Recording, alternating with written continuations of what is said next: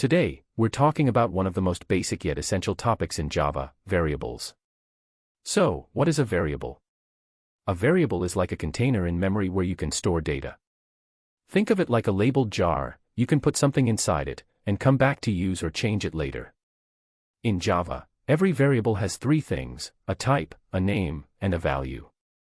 For example, int age equals 25, here, int is the type, age is the name, and 25 is the value stored in it. Java is a statically typed language. That means you must declare the type of variable before using it.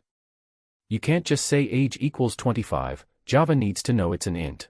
Java also classifies variables into three categories based on where they are declared: local variables, instance variables, and static variables.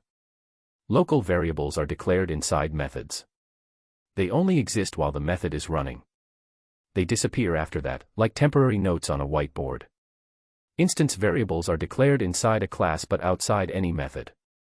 They belong to an object of that class, like each person object having its own name and age.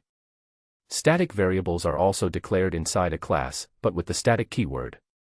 They belong to the class itself, not to any specific object, like a common company name for all employees.